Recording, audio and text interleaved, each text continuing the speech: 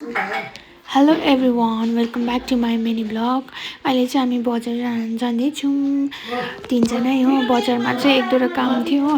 अहिले चाहिँ बजार पुगिसकेर चाहिँ सिधै म सबसे भन्दा पहिला गएँ मेरो थाइरोइड टेस्ट गर्नु। मेरो थाइरोइड टेस्ट गर्नुपर्ने थियो अनि थाइरोइड टेस्ट गर्नुको लागि चाहिँ त्यहाँ गएर बसेँ एकछिन। बादमा चाहिँ मेरो ब्लड निकाल्यो। ब्लड निकाल्नुको लागि चाहिँ म त्यहाँनिर बसिरहेको थिएँ। बहिनी चाहिँ हेरिरहेको थिएँ छक्कै परेर हो के गरेको होला भन्दै सोच्दै थियो। मलाई हेरेर बसिरहेको थियो। अन्त त्यो म चेयरमा यो टुलमा बसेको देखेर चाहिँ उसलाई मजा लागेछ नि त्यो घुमेको देखेर मलाई घुमाउँदै हाँस्दै बसिरहेको थियो। उसलाई बसाइदिनु भन्दै थियो हो, बुनुलाई बसाइदिनु न भन्दै थियो मलाई झराएर कि। त्यहाँबाट चाहिँ मेरो चाहिँ ब्लड निकाल्नुको लागि रेडी गर्दै थियो नि त। त्यहाँबाट चाहिँ मेरो ब्लड निकाल्यो। मेरो ब्लड निकालेको देखेर चाहिँ उसलाई डर लागेछ कि। अन्त ऊ रुँदै थियो हो।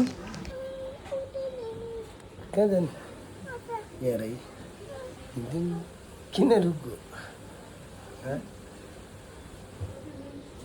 जाऊ हेर्नु बस्नु बसेर अब घुम्ने चेयरमा बसेर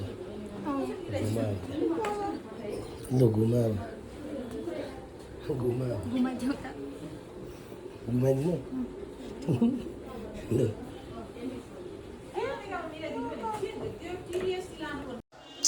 त्यहाँनिर चाहिँ दादाले उसलाई चाहिँ कुकिज दिएको थियो नि त एउटा। कुकिज खानु भनेर खान्छु भनेर थाप्नु गयो कि एउटा थापिसकेर त मम्मीलाई पनि दिनु भन्दो रहेछ। उसलाई चाहिँ फेरि उसलाई कसैले केही चिज दियो भने चाहिँ मलाई पनि दिनैपर्छ नि त कि। अन्त दुइटा माग्यो हो बिचारा त्यो दादाले पनि दियो। अनि त्यहाँबाट म चाहिँ बिहान केही खाजा नखाइ आएको थिएँ। त्यही कारणले चाहिँ म ब्रेकफास्ट गर्नु गएँ। यिनीहरूले चाहिँ खाना खाएको थियो। अन्त मैले चाहिँ रोटी सब्जी खाएँ। त्यहाँ चाहिँ बिरालो थियो। बिरालो पुरा मन पराउँछ। उसलाई बिरालोलाई दिँदै थियो कुकिज हो। लाउ खाऊ भन्दै बिरालोलाई दिँदै थियो। त्यहाँबाट चाहिँ हामी चाहिँ नानालाई पर्खिनु पर्ने थियो। नुयाङ चाहिँ स्कुल गएको थियो। नाना स्कुल ल्याउनु जानुभएको थियो नुयाङलाई। त्यतिन्जेल चाहिँ हामी चाहिँ यहाँ बसमा एकछिन वेट गऱ्यो।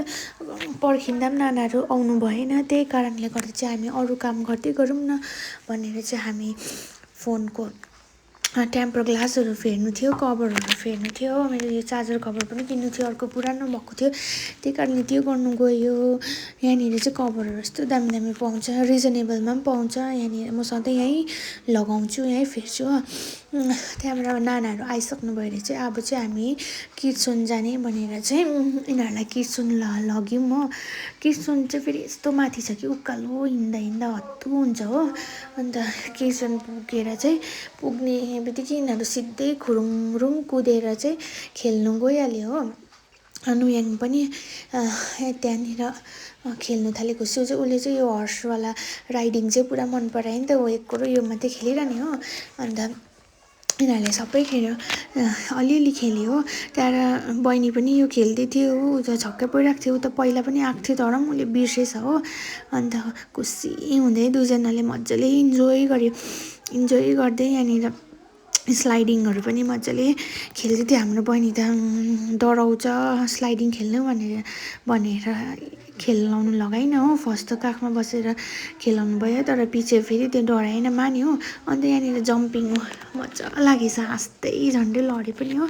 जम्पिङ खेल्दै थियो। नाना उतापट्टि गएको, नाना आऊ यतै आऊ भन्दै नाना चाहिँलाई पनि बोलाउँदै थियो उसले हो।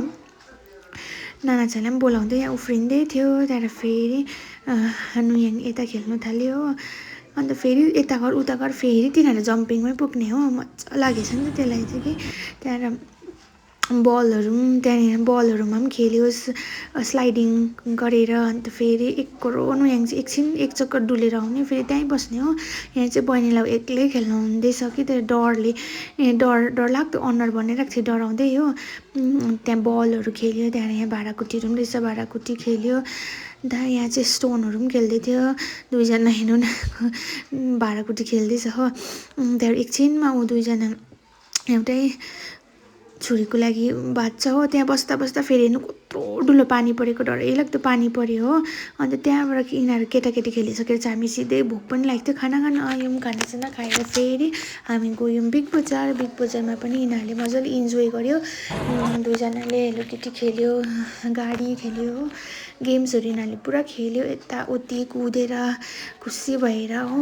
जतिपल्ट खेलाए पनि हाम्रो बहिनी चाहिँ हेलोकिटी खेल्नु पुरा मन पराउँछ। घरमा पनि त्यसै बोकेर हेलो किटी खेलाइरहनु भन्छ हेलो किटी खेलाउनु हेलो किटी खेलाउनु भनिबस्छ हो अन्त ह्यान याङ पनि खेल्दैछ हो दुईजनै हेलो केटी खेल्यो त्यहाँबाट चाहिँ भित्र हाम्रो एक दुईवटा सामानहरू किन्नु थियो अन्त प्रमोदले चाहिँ दुईजनालाई ट्रलीमा हालेछ हो एकैचोटि ट्रलीमा घुमाउँदै थियो त्यहाँबाट आएर नानाहरू पनि घर जानुभयो प्रमोदको जुत्ता किन्नु थियो अन्त हामी आयो सिधै जुत्ता किन्नु उसले किनेर चाहिँ हामी चाहिँ त्यहाँबाट घर फर्क्यौँ आजको लागि यति नै थियो मिनी ब्लग मन पऱ्यो भने त्यहाँबाट भिडियोलाई लाइक सेयर अनि सब्सक्राइब गरिदिनुहोस् होला थ्याङ्क यू फर वाचिङ